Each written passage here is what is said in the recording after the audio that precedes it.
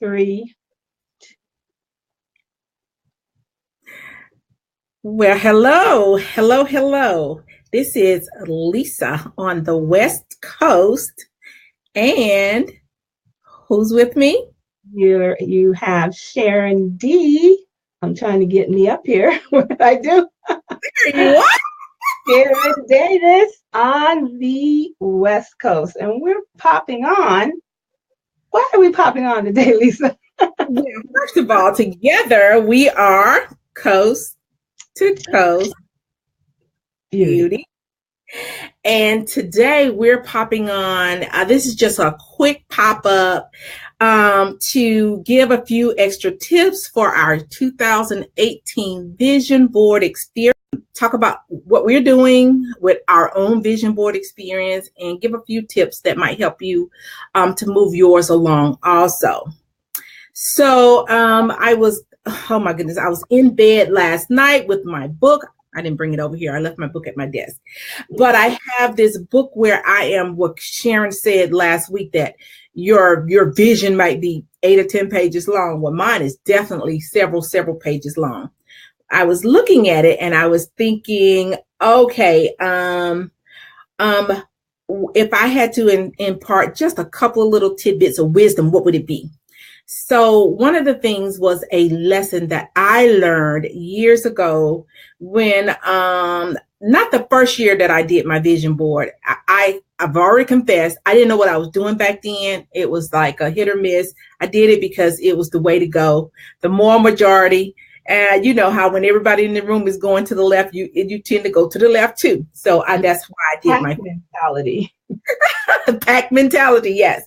So, but a couple of years after then, I was learning to get a little deeper into it. And one of the things was, this was when I got to the point where it wasn't just about cutting out pictures and pasting them on a board and thinking that I was going to wake up and, in a big mansion with a Bentley and a private jet and all that stuff that people tend to put on vision boards.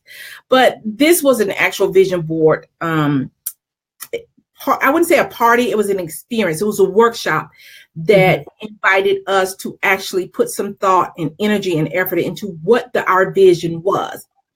And that person actually talked about a common mistake that some people do, in that they mix their vision and their mission together haphazardly and throw it all in there together like this primordial soup, so to speak.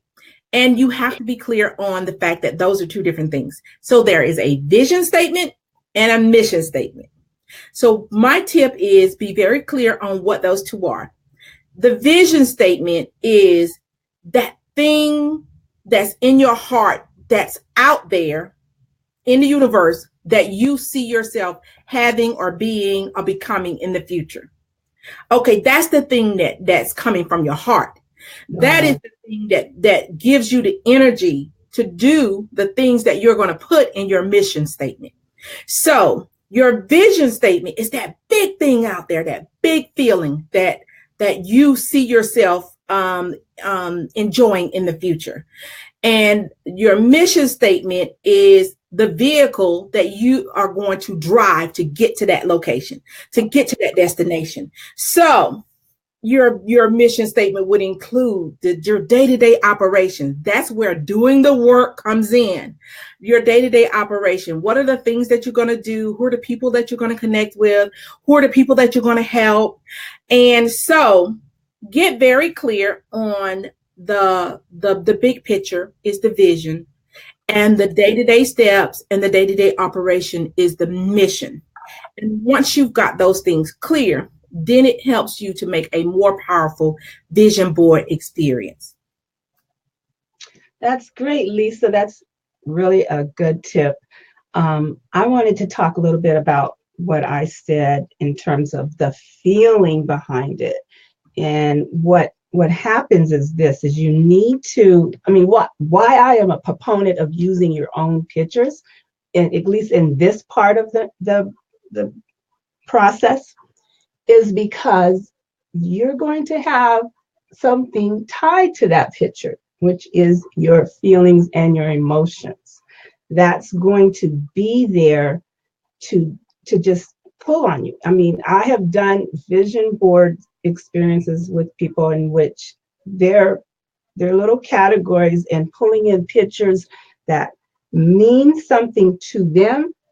I mean, made them cry. I mean, it was that strong. And that is what you really have to be able to pull forth what you're trying to achieve here, which is a connection, that connection with the physical and the mind on what you're putting on your board. It's nice to make them look pretty and all of that, but this is our our vision experience here is about really pulling you into it and bringing it to you in a manner that you can bring it forth. I mean, I truly believe, and Lisa said so many times as well, that you can pull things into existence in your life. And it's so true. It is absolutely so true.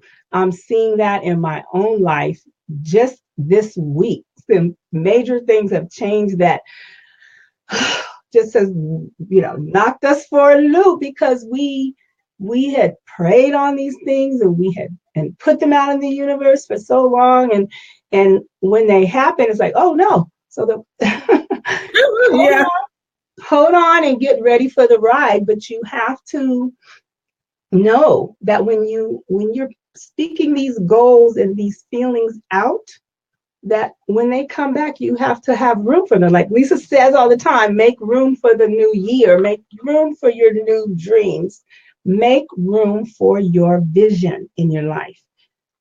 Um, my pastor used to always say, if you're wishing for a new car, if you're praying for a new car, clean out your garage. Yes. Okay. If you're using that stuff for storage, where do you have room to place that? Clean out the old, but look at what the old had given you and bring them forward to use as strength, to use as motivation, to use as the ability to latch on mentally, physically, and spiritually. Mm-hmm. Woo! That's deep. I want to. It is, and it's supposed to be deep. It is supposed to be deep. This is not like when you're kids, and you've got the little cutouts, and you cut out the Barbie dolls, and you can tape the dress on her, and you can change her outfit. It's not that. This is way bigger, way deeper, way more serious, and way more powerful than that experience right there. It's not just a coloring and gluing and cutting out and gluing experience. Saturday, I went to meet a customer, a longtime customer that I met through my business. And we had both had a really tough year last year. So when she called me in December to place an order, she was like, you know what, we should get together sometime too. I said, you know what, I'm not going to mail you this order. I'm going to come and meet you. Let's just do lunch and let's just meet. And I will tell you, I'll just go ahead and call her name. Her name is Wilma. She's probably going to listen to this replay if she's not on now. But we were sitting in the restaurant having lunch, and we were just talking to each other. And I realized that while I was talking to her, I was sharing my vision with her. I was talking about that big thing out there that I see in my life in the future. And then and I was talking about the little steps, the mission statement, the little things that I had planned to do to get there. And those things were part of my heart too, because you can't have a vision that's heart-centered and then have activities to get there that you can't embrace. And that's why it doesn't work when people make New Year's resolution, because it's not part of your big vision, your heart-centered vision. It's just that thing that it sounds cool to say you're going to do in the new year. So, and we were both in tears. Back to the restaurant. And she was saying, I didn't know all that was going on with you, Lisa. Thank you for sharing. And I was really appreciative of the fact that she shared her heart with me. So when you get on purpose about your vision, you're going to pull, and she even suggested a way for us to partner up in the future to help me get to my big vision.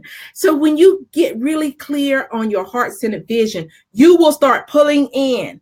I didn't go there with the idea of getting her to say, oh, let me do this to help you. I didn't go there with that. It was just a connect. But because I was very clear on my vision, I was very clear enough to explain it very simply.